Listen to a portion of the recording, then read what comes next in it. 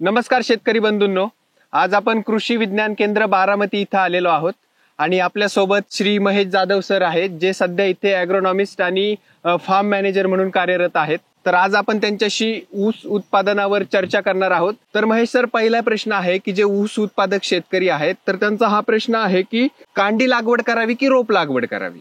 आपण बघतो की शेतकरी म्हणजे साधा शेतकरी असेल किंवा प्रगतशील शेतकरी, त्याच्या घरचं जर मुख्य पीक जर म्हणलं तर ऊस हे तो आवर्जून करत असतो. म्हणजे जसं लँड होल्डिंग असेल अर्धा एकर 1 एकर अप टू 10 एकरपर्यंत शेतकरी करत असतात. पण बऱ्याच लोकांची साशंकता अशी राहते की बाबा आम्हाला कांडी लागवड चांगली वाटते, काही लोक म्हणतात आम्हाला रोप लागवड चांगली वाटते. पण त्यात सायंटिफिक व्ह्यूनं जर आपण बघितलं रोप लागवडी नेहमीच फायदेशीर ठरते.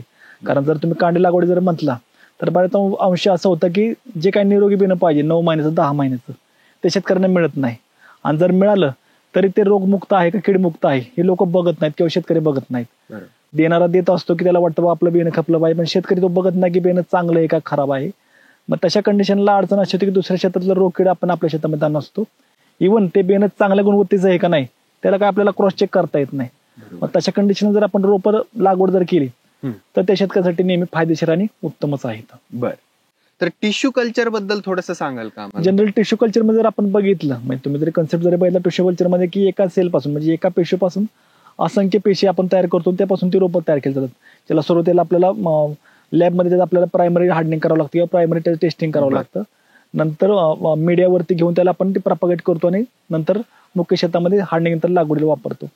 तशा कंडिशनला फर्स्ट स्टेजचं जे बियाणं असतं त्यामधलं तर फाउंडेशन फर्स्ट किंवा फाउंडेशन स्टेज सेकंड अशा स्टेजेस येतात.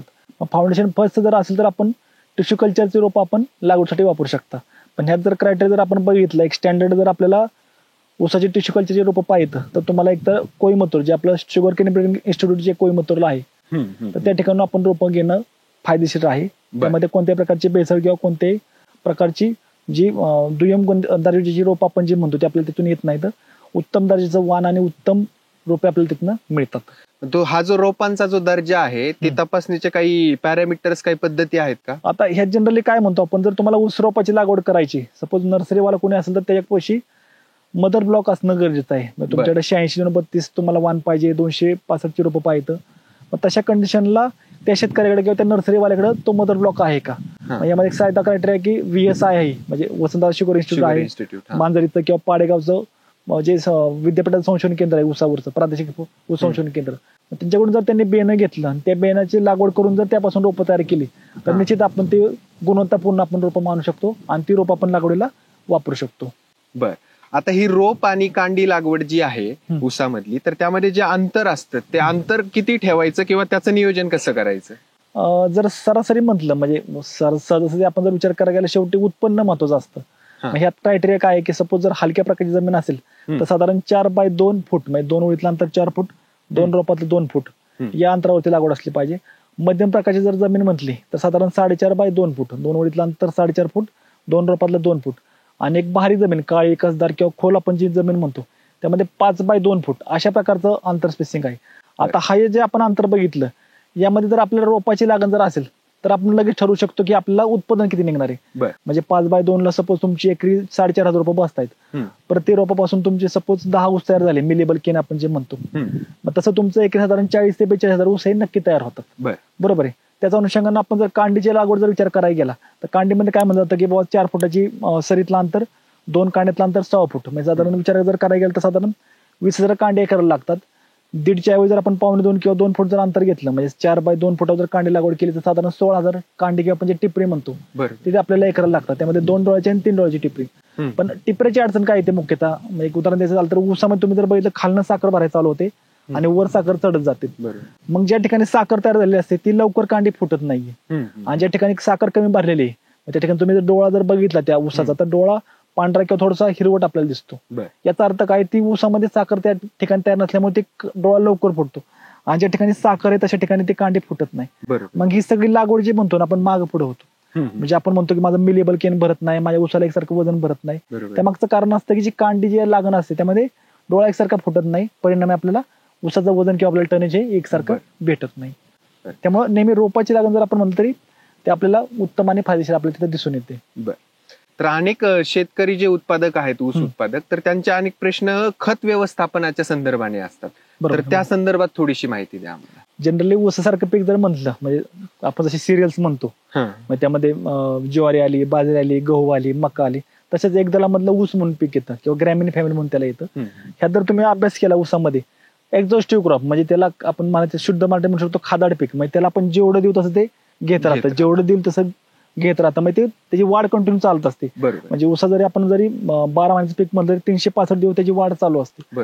तशा कंडिशनला आपण जे कोणत्या प्रकारचं खाद्य त्याला देऊ ते घेत राहतं आणि वाढ करत राहतं. तशा कंडिशनला जर आपण विचार केला, बऱ्याच अंशी असं होतं की मागचं पीक तुमचं मका असेल किंवा बेवडमध्ये तुमचं कोणतं एखादं गव्हासारखं किंवा ज्वारीसारखं पीक असेल, तशा कंडिशनला लोकांच्या अडचणी अशा येतात की बाबा आमच्या रानामध्ये एकसारखे वापसा नाही, फुटवा एकसारखा नाही, काळोखी एकसारखी नाही. म्हणजे याचा अर्थ काय असतो की आपल्या जमिनीची उपलब्धता काय, नत्र स्फुरत पालाची की आपण जे आरोग्य पत्रिका म्हणतो, तर तशा अनुषंगाने जमिनीमध्ये ऊस पिकासाठी जे पोषक घटक आहेत, जसं आपण विचार करू 86-0-32 वाणे, हेक्टरी 500 किलो नत्र, 200 किलो स्फुरत, 200 किलो पालश, हे रेंज त्या ठिकाणी ठरलेले आहे. मग त्यापेक्षा जर तुमचा एनपीके एव्हरेज जर कमी असेल तर साहजिक तुम्हाला त्या ठिकाणी फुटवा कमी निघणार आहे. पिकाला जो आपण म्हणतो एक शिवडी पाना म्हणजे फक्त एकच ऊस वाढणार आहे आणि फुटवा कमी असल्यामुळे साहजिक त्या ठिकाणी मिलेबल केन कमी बसणार आहे. मग त्या ठिकाणी आपल्याला काळजी घेतली पाहिजे की आपण ऊसाचं लागवड नियोजन करतोय, कारण ऊस जर म्हणलं वर्षभर आपल्या जमिनीमध्ये राहणार आहे, मग त्या अनुषंगाने आपण त्या ठिकाणी पहिलं एकतर हिरवळीचं खत म्हणजे ताग असेल किंवा त्यांच्या ते आपण घेणं गरजेचं आहे. ते शक्य नसेल तर आपलं शेणखत आहे किंवा गांडूळ खत ते आपण वापरू शकतो. त्याही शिवाय मागच्या सीझन मध्ये आपण एखादा लेग्युमिनस फॅमिली म्हणजे कडधान्यवर्गीय पीक जर घेतला असेल, भुईमूग असेल, सोयाबीन असेल किंवा हरभरा असेल, तरी ते जमिनीला आपल्याला पूरक ठरतं. मग तशा कंडिशनला तुम्ही जर विचार केला तर त्या ठिकाणी तुम्हाला फुटवा चांगला निघेल, पिकामध्ये एक शेवडी ऊसाची वाढ कमी राहील आणि काळोखी सुद्धा आपल्याला अत्यंत चांगली दिसून येते. म्हणजे ह्या 2-3 गोष्टी शेतकऱ्यांच्या त्या ठिकाणी अनालाइज करणं, त्या ठिकाणी ते जाणून घेऊन शास्त्रोक्त पद्धतीने ऊस लागवड करणं गरजेचं आणि फायदेशीर आहे.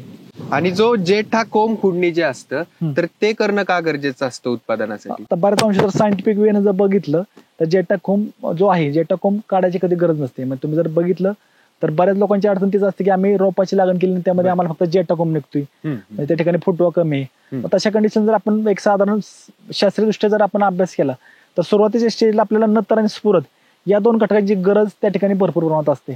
म्हणजे आपण जे म्हणतो की सुरुवातीला शाके वाढीला 19-19 गेलं पाहिजे, फुटाच्या अवस्थेला 12-61 गेलं पाहिजे, तर त्या ठिकाणी तेवढ्या प्रमाणात ते गेलं नाही. बरोबर आहे. म्हणजे साधारण 30% सुरुवातीला आपल्याला सुरुवातीला एक साधारण 60 ते 90 दिवसामध्ये आपल्याला 30% ते नत्र आणि स्फुरत त्या ठिकाणी गेलं पाहिजे. बरोबर. ते जर त्या ठिकाणी गेलंच नाही, म्हणजे बऱ्याच वेळा असं होतं की लोक म्हणतात नवीन लागवड आहे, बेसल डोस आता टाकलाय, पण ते कारण पिकाचे ऍक्टिव्हनेस चालू झाले नसतं किंवा पिकाचं काम चालू झालं नसतं, तशा कंडिशनला ते पिकाला खतं घेता येत नाहीत. त्यामुळे रेडी फॉर्म मध्ये जी काही वॉटर सोल्युबल खत आहेत ती जर आपण दिली, स्प्रे मध्ये असू दे किंवा बाय ड्रिप न असू दे किंवा मॅन्युअली आळवणी आपण ड्रिंचिंग म्हणतो, त्यातनं दिली तर आपल्या ठिकाणी फुटवा चांगला निघतो. तुम्हाला उदाहरण द्यायचं तर आता ज्या प्लॉट मध्ये उभं आहे आपण, हे 1 महिने रोपाची लागण आहे, 1.5 महिन्याचा ऊस आहे. ह्यात तुम्ही जर आता बघितलं तुम्हाला जेटा कोंब पण दिसतो, साईडला 7-8 फुटवे सुद्धा दिसत आहेत. म्हणजे यामध्ये जेटा कोंब मोडायची आपल्याला गरज पण लागलेली नाही. आदर्श खत व्यवस्थापन जर आपण केलं तर ठिकाणी आपल्याला जेटा कोंब काढायची गरज नसते. तर शेतकरी बंधूंनो बघितलं की आपण जर आदर्श खत व्यवस्थापन केलं तर आपल्याला ते जेटा कोंब खुडणीची गरज सुद्धा पडत नाही. तर महेश सर, आता आपण थोडस शेवटच्या टप्प्याकडे येऊयात. तर मग जे कांडी रोप लागवण आहे किंवा कांडी पद्धत जी आहे किंवा रोप लागवण पद्धत जी आहे, तर ह्याच्यामध्ये उत्पादनात कसा फरक पडतो शेतकरी? हा महत्वाचा प्रश्न आहे, कारण बऱ्याच शेतकऱ्याचं जर बघितलं ऊसधारक शेतकऱ्याचं उत्पादन खूप बरं असतो. मग ह्यामध्ये आम्ही लोकांना सांगतो की तुम्हाला जर लागण करायची ऊसाची, तुम्ही 100% रोपाची लागण करा. मग ह्या मागचं कारण एक असतं की जेव्हा आपण रोपाची लागण करतो तेव्हा आपल्याला कळतं की माझे सपोज 5x2 ला लागवड आहे तर माझे 4,500 रोप मला लागणार आहेत. प्रत्येक रोपापासून सपोज 10 किंवा 8 जर ऊस धरले तर साधारण 42,000 ते 45,000 ऊस मला मिळणार आहेत. एका ऊसाचं वजन जरी 2.5 किलो धरले तरी माझं 100 ते 125 टन एकरी उत्पन्न निघणार आहे. म्हणजे साधं सरळ गणित आपल्याला मांडता येतं. पण याच्या वेळेस म्हणजे ह्याच्या विरुद्ध बाजू जर आपण गेलो, जेव्हा आपण कांड्याची लागवड करतो आपल्याला माहितीच नसतं की माझा कुठला डोळा फुटणार आहे कुठला फुटणार नाही. त्यावेळी तुम्हाला सांगता येणार की माझ्या त्या प्लॉटमध्ये 40,000 ऊस तयार होतील का 42,000 ऊस तयार होतील हे आपल्याला सांगता येत नाही. आणि जरी झाले, आता कांडी लागण्याला कसं होतं की तुमचा काय डोळा लवकर फुटतो काय उशिरा फुटतो. ज्याचा डोळा लवकर फुटलाय म्हणजे ज्याचं ऊसाचा कोंब लवकर निघालाय त्याला फुटवे साहजिक लवकर निघणार, पण ज्याचं कोंब उशिरा फुटलाय ज्या कांडीचा त्याचा साहजिक डोळे उशिरा फुटणार.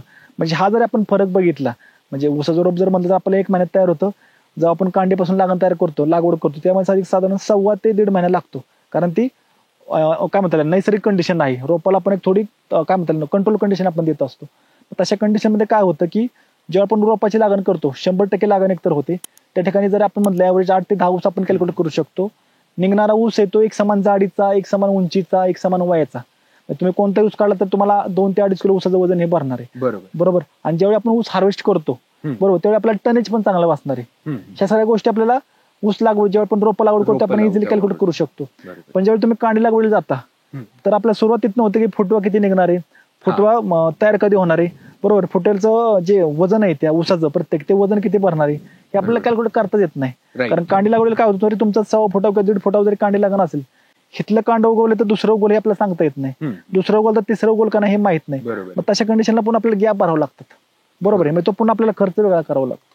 मग त्या ठिकाणी आपला खर्च वाढला जातो.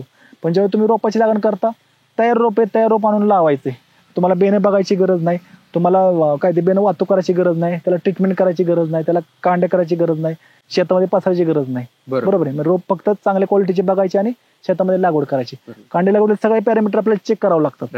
बरोबर आहे. आजच्या कंडिशन तुम्ही बघताय की लँड होल्डिंग जरी कमी झालं तर लोक क्वालिटीवर फोकस करतात. तशा कंडिशन जर आपण क्वालिटी रोप वापरली तर आपल्याला ह्या कोणत्या गोष्टीचा त्रास होत नाही.